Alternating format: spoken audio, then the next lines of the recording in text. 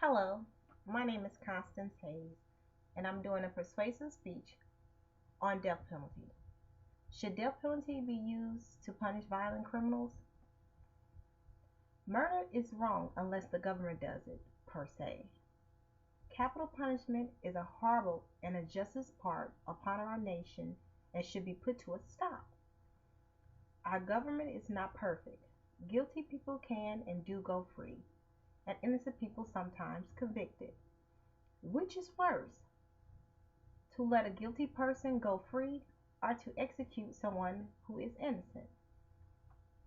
In order for me to persuade you that the death penalty should not be used to punish violent criminals, I will explain that it is immoral in principle, how innocent people get false convictions all the time, and is extremely expensive.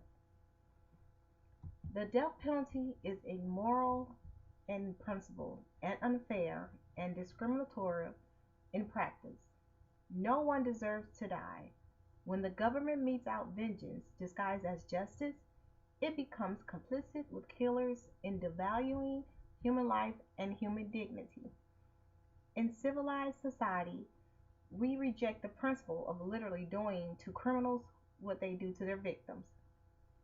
The penalty for rape cannot be rape, or for arson, the burning down of an arsonist's house. We should not, therefore, never punish the murderer with death. Capital punishment is a barbaric remittance of uncivilized society. The death penalty is one enormously expensive program, and it's the taxpayers that ends up paying for it, according to the Death Penalty Information Center. Each death penalty case in Texas alone has cost the taxpayers $2.3 million.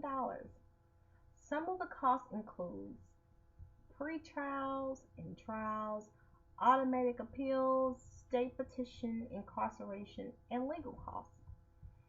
Since many of people that are on death row cannot afford attorneys, the state have to provide one, which falls back on taxpayers. The United States spent an unbelievable of $1.6 billion on capital crime trials, according to Catherine Baker in her article titled "The Budgetary Precautions on Capital Convictions." She also goes to state the cost of each death penalty case is well over $2 million, and the cost is decreasing the funding for highways and law enforcement and increasing taxes. The poor minority are the ones that are most likely to be put on death penalty because they cannot afford good attorneys versus those that can afford a good attorney, like Casey Anthony, which is pretty unfortunate. As the Death Penalty Information Center calculates, if the governors can meet the sentencing to those remaining on death row to life without possibility of parole, will result in immediately saving of $170 million per year, over $5 billion over the next 20 years. With savings like these, the abolishment of death penalty can go more to education, possibly more of job available in law enforcement. After reviewing shocking costs of death penalty, I will continue to go on about to tell you about the rest of it. Did you know for every eighth person that have been executed, they have been at least one person that should have never been convicted in the first place, which was stated by the Death Penalty Curriculum Center. Error such happens because capital punishment system is unreliable and DNA error have occurred. Damien Luboudreau was released from death row after spending 15 years behind bars.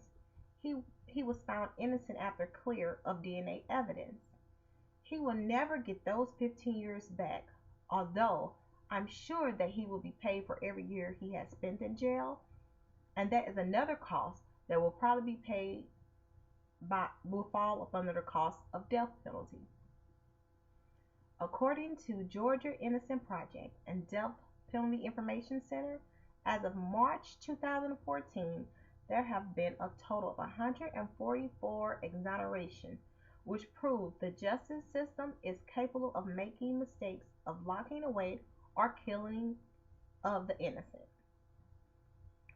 Now that you know some of the reasons why capital punishment should not be used to punish violent criminals, we can take to change our beliefs and our attitudes about death penalty. I hope you can agree with me that it's time for us to put a stop to capital punishment no matter how violent the crime is. I personally believe that life without parole will serve justice just fine.